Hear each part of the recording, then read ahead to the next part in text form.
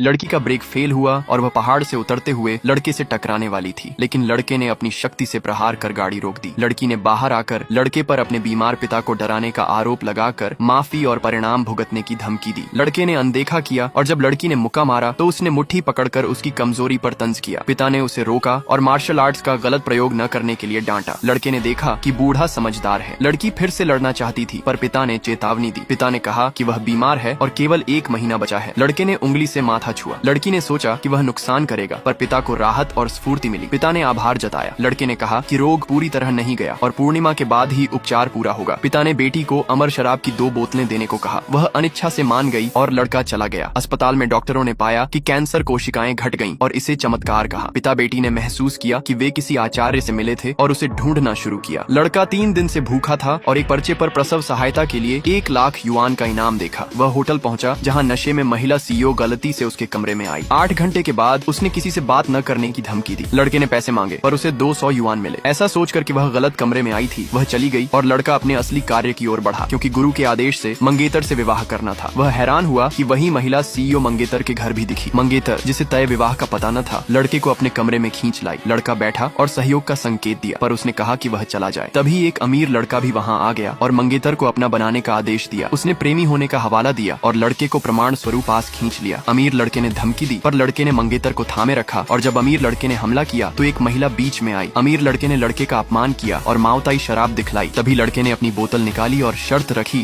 कि जिसकी शराब खराब निकलेगी उसका मालिक रेंग कर बाहर जाएगा। अमीर लड़के की शराब तगड़ी लगी, पर अमर शराब की सुगंध ने पिता को तरोताजा कर दिया। अमीर लड़के ने अनुबंध रद्द करने और कंपनी बर्बाद करने की धमकी दी। पिता बेटी घबरा गए, पर लड़के ने कहा कि एक कॉल से झेंग परिवार का समर्थन मिल सकता है। उन्होंने न माना और मंगेतर ने उसे पैसे देकर भगा दिया। पिता ने बताया कि लड़का उसका मंगेतर है जिसे गुरु ने तय किया था और उन्हें एक कमरे में रखा गया। उसने लड़के को फर्श पर सुला दिया। रात में पिता दूध लेकर आए तो लड़की घबराई और लड़के के बिस्तर में छिप गई, जिससे पिता लौट गए। हस्ताक्षर समारोह में लड़के ने चिंता देखी और झेंग कुलपति को फोन किया, जिसने अनुबंध और 10 अरब भेजे और बेटी से लड़के को जीतने का आग्रह किया। अमीर लड़के ने कहा कि अनुबंध तभी आगे बढ़ेगा जब मंगेतर उससे विवाह करेगी। पिता घुटनों पर बैठा, पर लड़के ने उसे उठाकर अनुबंध सुरक्षित बताया। अमीर लड़के ने लड़के का मजाक उड़ाया और उसे किसान कहा, लेकिन लड़के ने 2 उंगलियों से झटका देकर उसे धराशायी कर दिया। झेंग का महाप्रबंधक आया और उसने लड़के का सम्मान किया, बताकर कि वह उपकारी की रक्षा कर रहा था। अमीर लड़के ने लड़के की ग्रामीण पृष्ठभूमि के दस्तावेज दिखाए और धोखे का आरोप लगाया। महाप्रबंधक ने दंड पर विचार किया, पर लड़के ने चेतावनी दी कि झेंग की बेटी भी झुकेगी। तभी झेंग की बेटी अनुबंध लेकर आ गई। स्वामी खुश हुआ, पर लड़का शांत रहा और बोला कि वह स्वयं पर भरोसा करता है। महाप्रबंधक ने हिंसा का आदेश दिया, पर तभी अमीर लड़की ने आकर उसे फटकारा कि उसने पिता के रक्षक को हानि पहुंचाने की हिम्मत कैसे की। सब लोग सन्न रह गए।